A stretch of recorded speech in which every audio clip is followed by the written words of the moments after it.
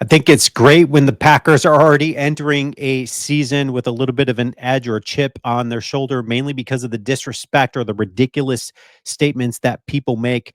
I think it's great for the Packer organization. I think it's only going to fuel their fire. It's going to only make Jordan Love better. It's going to help his decision making. It's going to help him stay more dialed in the statements that are made. One of them was that his play has regressed, that the Packers are regretting the investment they made in on a quarterback that's not as good as everybody thought that he is.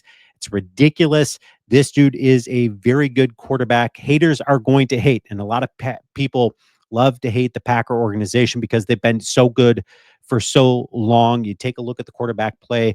Started with Brett Favre being a Hall of Fame quarterback. We knew that anytime Brett Favre was on the football field, he gave the Packers the best opportunity to win games, to get to the Super Bowl. Same thing with Aaron Rodgers. He gave them the best opportunity to win games, to get to the Super Bowl.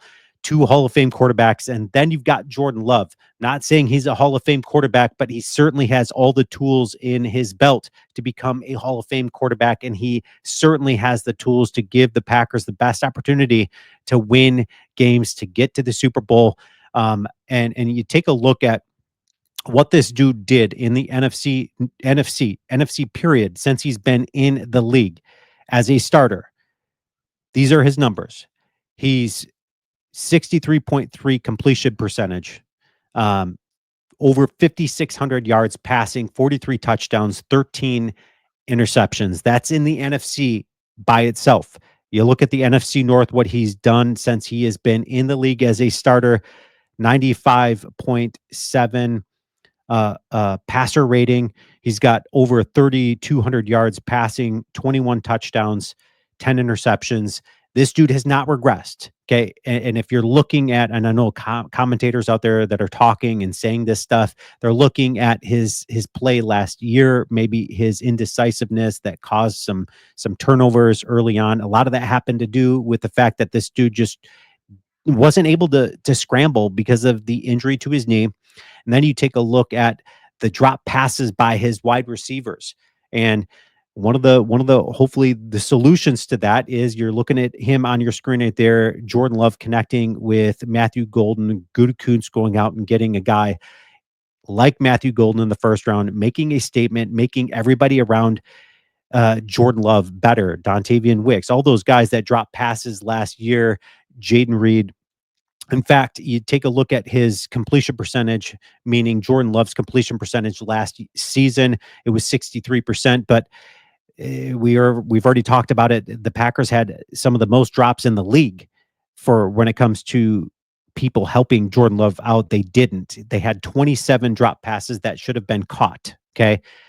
You take that into account. I'm not saying everybody's going to catch anything you throw at them, but you add that to Jordan Love's total, that would have been 72%. That would have put him around third to fifth in the league as far as completion percentage.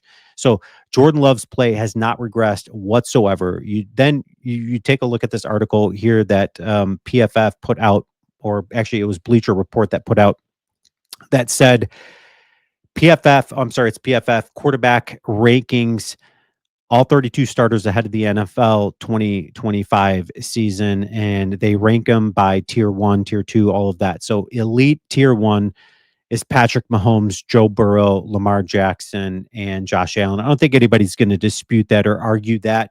Those are elite top tier quarterbacks in the league. Tier 2 high-end starters, Jalen Hurts, Jaden Daniels. Jaden Daniels, by the way, his decision making last season was unbelievable.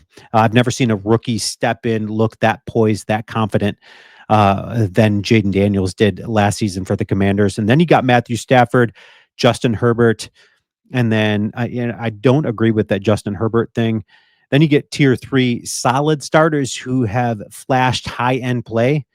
You'd think Jordan Love would be in this category as well, but he's not.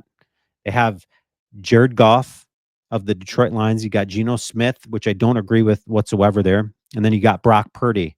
Okay, so Brock Purdy's a good quarterback. Okay, and he has shown himself to be a very reliable starting quarterback in the NFL. And then you got tier 3B, solid starters, but they need more help. And on that list is Jordan Love, Baker Mayfield, et cetera. Kind of go down the list. There's a lot of quarterbacks: C.J. Stroud, Kyler Murray, Trevor Lawrence. I wouldn't Dak Prescott. I certainly would put Dak Prescott there too. I wouldn't lump Jordan Love in that category at all. I would put him in a tier above that, just based on the fact that he was able to do what he did his first year there as a starter for the Green Bay Packers. This dude has the it factor. He has um, the special features that you want to see in a quarterback. Jordan Love's PFF stats last season was a 77.7. He had 3,389 yards passing, 25 touchdowns, 11 interceptions in 2023 as well. But he had 31 touchdown passes and over 4,000 yards passing, some of the best numbers in the league. And anytime a quarterback, and you look at that last 8 games of Jordan Love, his quote unquote rookie season, there wasn't a better quarterback in the league over the last 8 games and then counting in the playoffs. There wasn't a better quarterback in the league. I don't care, Patrick Mahomes, all those guys, than Jordan Love. He certainly has the it factor.